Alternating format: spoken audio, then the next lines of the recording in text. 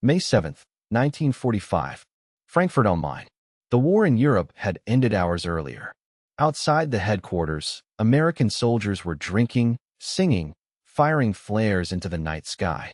Inside, in a quiet room stripped of ceremony, a different war was being acknowledged for the first time. General George S. Patton sat across from Supreme Allied Commander Dwight D. Eisenhower. The atmosphere was formal, restrained, procedural. No aide spoke. No maps were spread across the table. There was no briefing to deliver and no operation to authorize. Germany had surrendered unconditionally. The mission that had defined both men for 4 years was complete. Patton broke the silence. He stated that the alliance with the Soviet Union was finished in practice, regardless of its appearance on paper. He said the Red Army was not preparing to withdraw from Eastern Europe. He said its movement patterns, force concentrations remembering this from the ground, not from cables or conferences, indicated occupation, not demobilization. Then he delivered the conclusion he had already reached.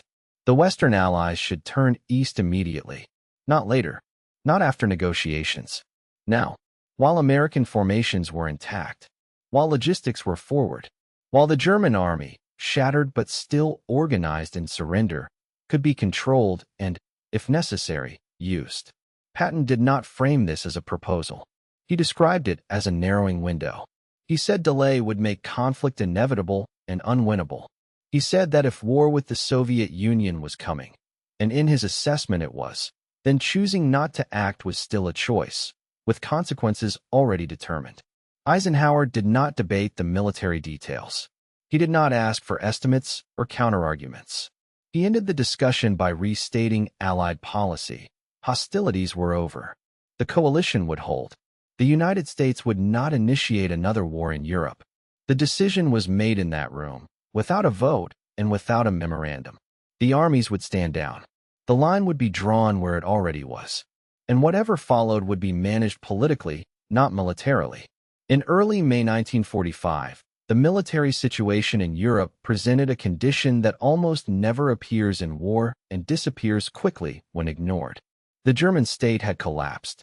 Its armed forces had surrendered in the West in an organized manner.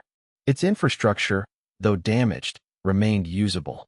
And most importantly, the Western Allied armies were at their maximum relative advantage over every other force on the continent. American and British formations were not exhausted in the way the Red Army was. They had advanced rapidly, but they had done so with intact supply systems, reliable fuel access, and functioning command structures. Divisions were understrength, but cohesive. Armor was operational.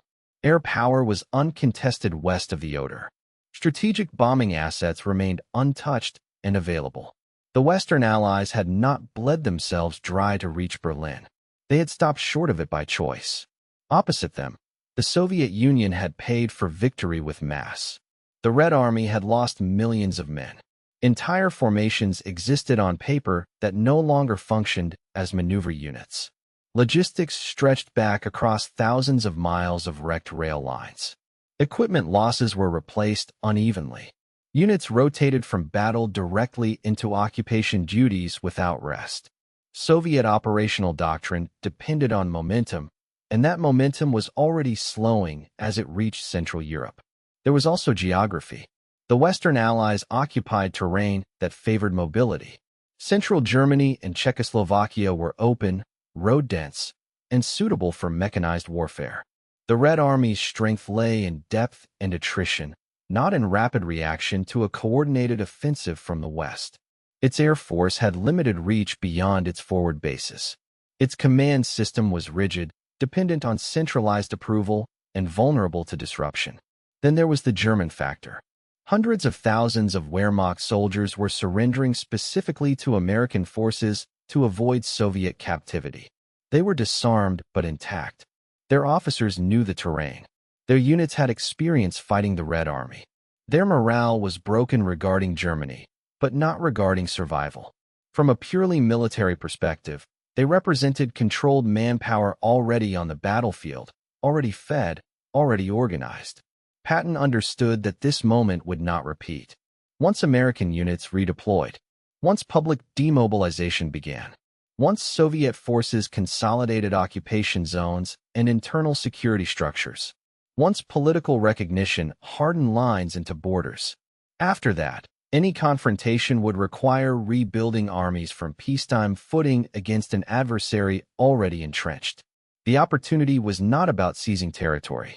It was about denying consolidation, preventing the transformation of forward armies into permanent regimes, breaking the continuity between Soviet military presence and political control, acting while the balance of power still reflected wartime reality, not post-war exhaustion. From a military standpoint, delay only favored one side. Every week that passed reduced Western leverage and increased Soviet depth. Logistics favored the status quo.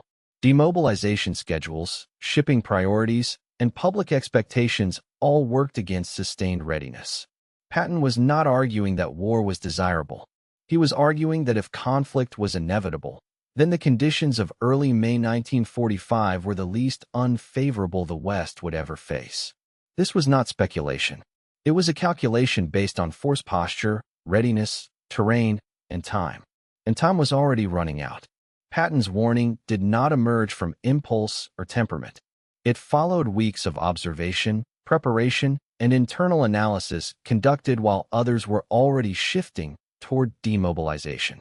He was not reacting to ideology. He was responding to patterns he had seen before and recognized immediately. By April 1945, Patton's Third Army had advanced farther and faster than any other Western formation. His headquarters received a steady stream of reports from military police, intelligence detachments, and liaison officers operating near Soviet lines. These were not abstract assessments filtered through diplomatic channels. They were field observations. They described Soviet units disarming local resistance groups, arresting non-communist officials, and replacing one occupying authority with another without pause. Patton did not need to infer intent. He saw behavior. His experience mattered here.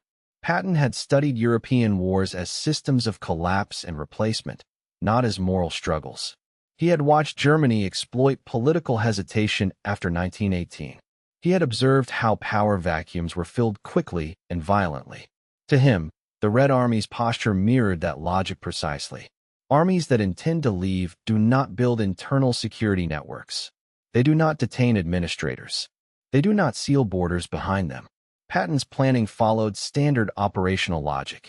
He asked what forces were available, what their condition was, and what the enemy's limitations were. He assessed Soviet strength not as a total number, but as usable combat power west of their logistical base. He noted exhaustion, overstretched supply lines, and dependence on rail corridors that could be disrupted. He understood that Soviet doctrine favored overwhelming force in set-piece offensives, not rapid response to a coordinated strike from an unexpected axis. He also understood time. Demobilization orders were already circulating. American units were being earmarked for redeployment to the Pacific. Political authorities were discussing occupation policy, not contingency planning. Once those processes began, reversing them would be nearly impossible. Patton believed that war planning had to precede political normalization, not follow it. His most controversial preparation concerned the German army. Patton did not romanticize it. He distrusted German political leadership and despised Nazi ideology. But he distinguished between ideology and utility. Hundreds of thousands of German soldiers were surrendering in good order to American forces. They were being processed, fed, and guarded. Their officers were compliant. Their units were intact enough to be controlled. Patton's view was transactional. These men had fought the Red Army for 4 years. They understood its methods, its weaknesses, and its limits. They were motivated by fear of Soviet captivity more than loyalty to any cause. In Patton's assessment, that fear made them predictable. Under supervision, they could be used to hold ground, secure supply lines, and free Allied units for maneuver. He prepared memoranda outlining force integration under strict Allied command. He emphasized control, not partnership. German units would not set policy. They would be instruments, disbanded when no longer needed. This was not ideology. It was manpower management under emergency conditions. Patton also prepared psychologically. He anticipated opposition. He knew that Washington would recoil at the optics of confronting a recent ally and employing a defeated enemy. He understood that moral framing would override military reasoning. His language grew sharper as a result, not because he enjoyed provocation, but because he believed delay itself was a decision being disguised as restraint. To those around him, Patton appeared isolated. He no longer spoke the language of coalition management. He spoke the language of windows closing. His credibility came not from diplomacy or consensus, but from consistency. The same instincts that had driven his rapid advances now drove his warnings. He had always prioritized momentum over caution, action over alignment. This was not a man predicting a distant future. It was a commander reading the present and concluding that the conditions he was observing would harden into permanence if left unchallenged. His preparation was complete. What he lacked was authority over the system that would decide whether action followed analysis. The overruling of Patton did not come from a single objection or a formal rejection. It emerged from a system that could not accommodate his conclusion without collapsing its own logic.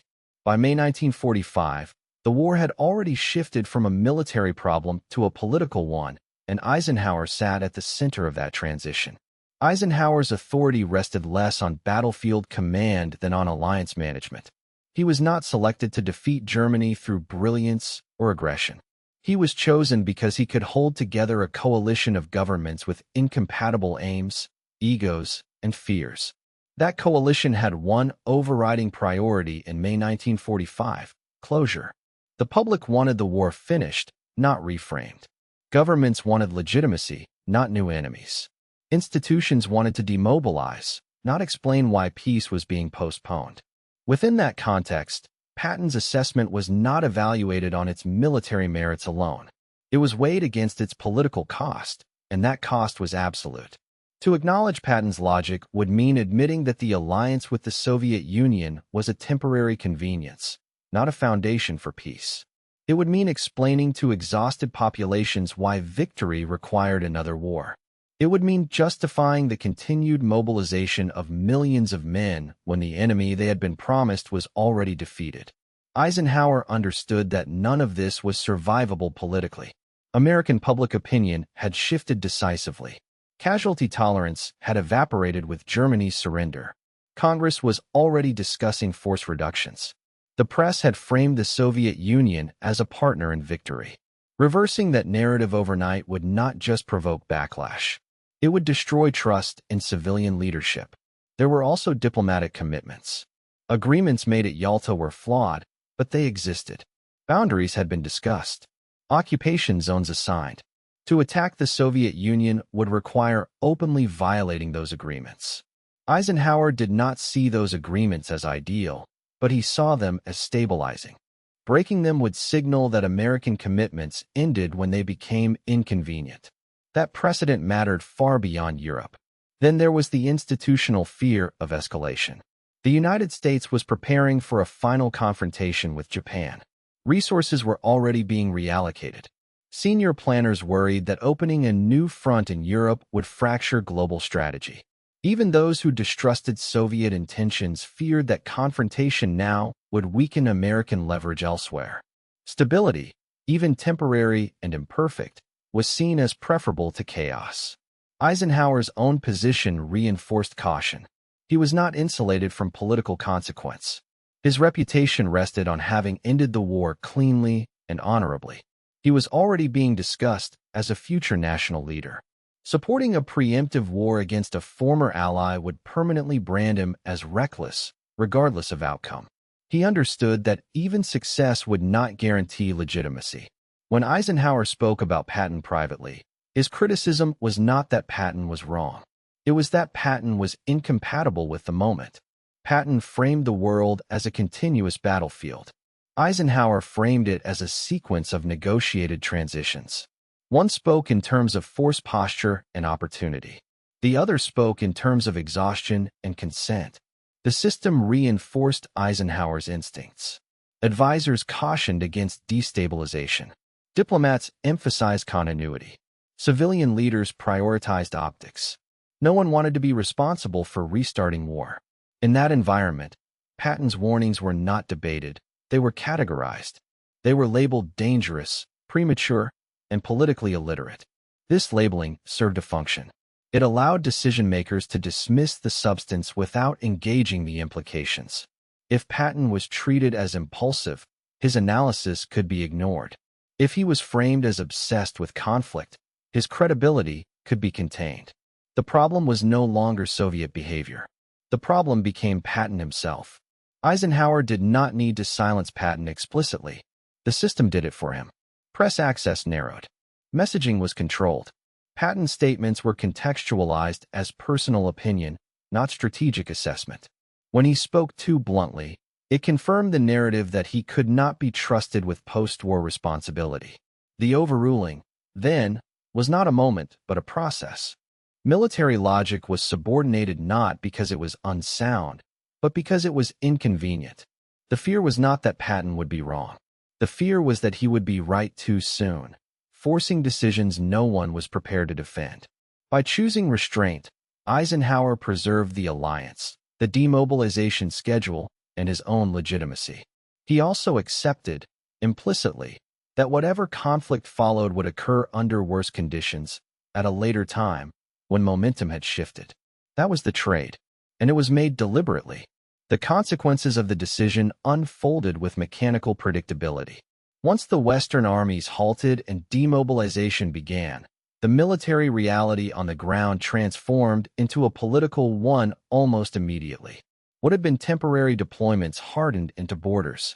What had been operational pauses became permanent divisions.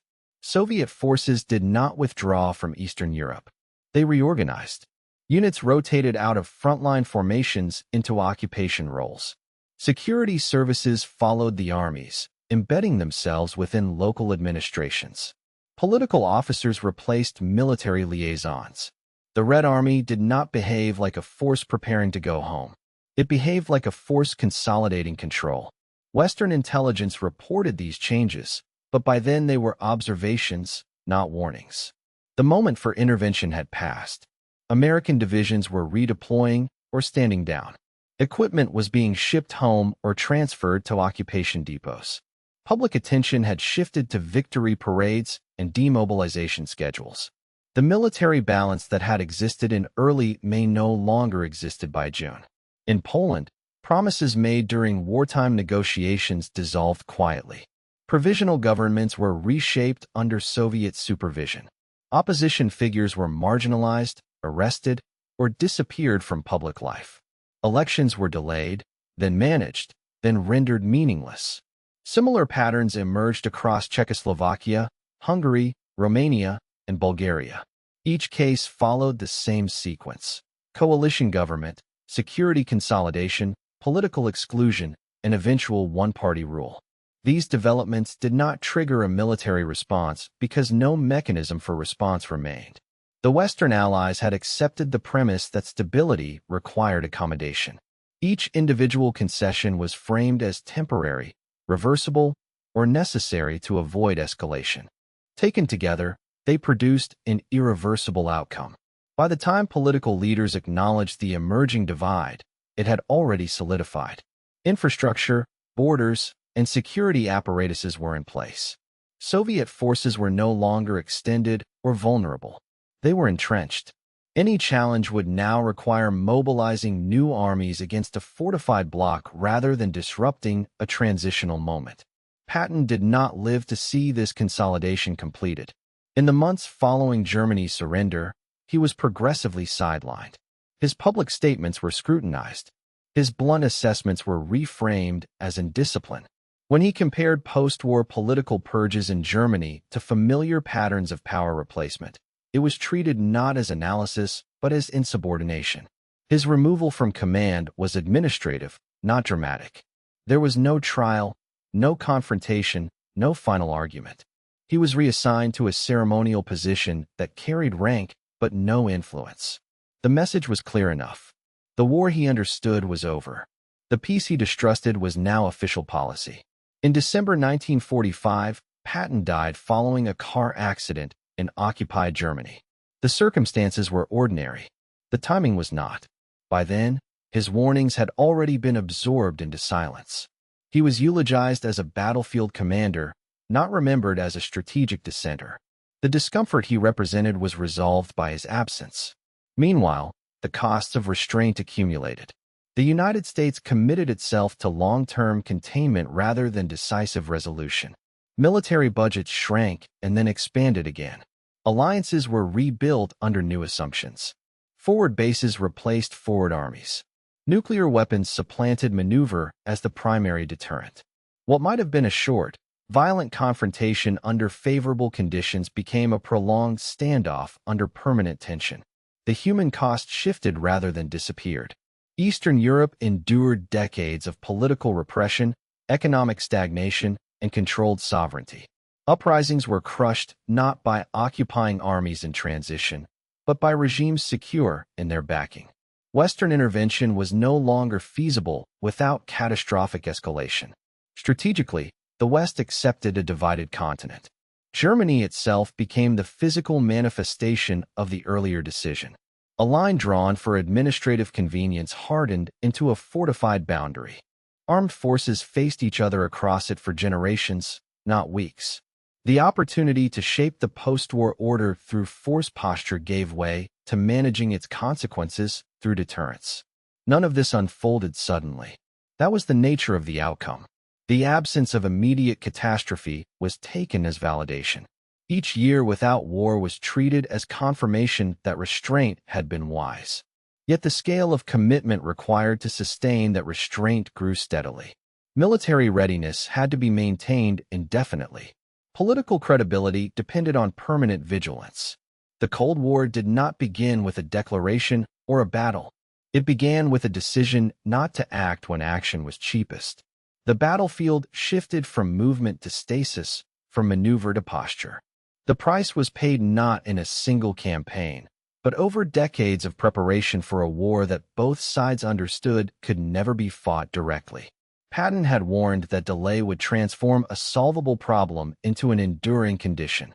The condition arrived quietly, without fanfare or acknowledgement. By the time it was named, it was already entrenched.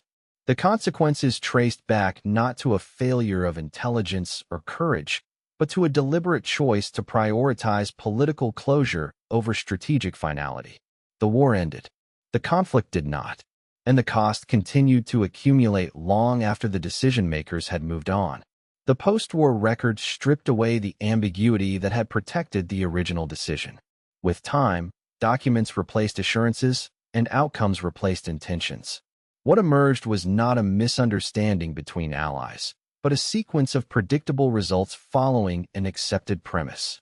Memoirs from senior Western leaders revealed that distrust of Soviet intentions had existed even as cooperation continued. Private correspondents acknowledged that agreements reached during the war were compromises made under pressure, not expectations of lasting partnership. Yet these admissions appeared only after the fact, when reversal was no longer possible. At the moment of decision, public confidence had overridden private doubt. British records declassified decades later showed that Patton's thinking was not isolated. Contingency planning for conflict with the Soviet Union had existed quietly within Allied staffs. These plans were shelved not because they were impossible, but because they were politically indefensible. The assumption was that time would soften positions. Instead, time hardened them. Winston Churchill's 1946 speech describing an Iron Curtain descending across Europe was treated as a rhetorical warning. In reality, it was a delayed acknowledgement of a condition already in place. The curtain had not fallen suddenly. It had been drawn deliberately while attention was elsewhere. Borders, regimes, and alliances had already formed behind it. American policy adjusted gradually. What began as accommodation became containment. What began as demobilization gave way to rearmament. Institutions created to manage peace were repurposed to manage standoff. The logic Patton had applied in weeks was rediscovered over years, but under less favorable conditions and at far greater cost. Military assessments conducted in the early Cold War confirmed what Patton had argued implicitly. Any attempt to alter the balance in Eastern Europe after consolidation would require unacceptable escalation. Nuclear parity replaced maneuver as the primary constraint. The window for conventional resolution had closed permanently. Patton's reputation evolved unevenly. He was remembered publicly as an aggressive tactician, controversial and difficult. His strategic assessments were rarely discussed outside academic circles. When they were framed as provocative but unrealistic. The fact that policy ultimately moved in the direction he predicted was treated as coincidence rather than confirmation. Eisenhower's legacy benefited from the stability his decision appeared to produce. He presided over an end to one war without starting another. That achievement mattered deeply to a generation exhausted by conflict. Yet the price of that stability became visible only in retrospect, measured not in immediate casualties, but in duration, expenditure, and constraint. Eastern Europe's post-war history filled the gap left by the original choice. Suppressed revolts, controlled economies, and enforced alignment became normalized features of the international order. Each crisis reaffirmed the same conclusion. Intervention was no longer an option without catastrophic risk. The post-war record did not indict a single individual. It documented a system choosing manageability over resolution. Patton's warnings appeared less radical with distance, not because they were softened, but because reality moved toward them without acknowledging their source. History did not reopen the case to assign blame. It closed it by confirming causation. The decisions made in May 1945 were not mistakes of ignorance. They were calculations made with full awareness of their trade-offs. What followed was not surprise, but fulfillment. The record shows that the future Patton described arrived on schedule, shaped not by inevitability, but by restraint institutionalized too early to reverse. The archive does not debate this. It documents it. The final judgment is not about personality or temperament. It is about sequence and consequence. Patton identified a narrowing window when military conditions still favored decision. He judged that window correctly. What he lacked was not evidence, preparation, or clarity. What he lacked was compatibility with a system that had already shifted its priority from resolution to relief. Eisenhower did not misunderstand the risk. He accepted it. He chose political closure over strategic finality. That choice ended the war cleanly, preserved the alliance, and satisfied a public that wanted peace immediately, not explanations. It also transferred the cost of inaction forward in time, where it would be paid gradually and without a single moment of accountability. The result was not peace, but management. Not victory, but balance. A divided continent stabilized by fear rather than consent. A permanent military posture justified by a threat that could no longer be removed without catastrophe. This outcome was not imposed unexpectedly. It was enabled deliberately. Patton was removed because he refused to speak the language required to make that outcome acceptable. He framed the future as a continuation of war by other means. The system required it to be framed as peace with complications. His warnings were therefore treated not as analysis, but as disruption. History did not vindicate Patton by proving that war was unavoidable. It vindicated him by proving that delay transformed leverage into liability. The conflict he described did not arrive suddenly. It arrived embedded, normalized, and unchallengeable. This was not a failure of courage or intelligence. It was a decision to stop deciding while advantage still existed. The case is closed. If you want more investigations into the decisions that shaped the world after the fighting stopped, subscribe to the channel and leave your perspective in the comments.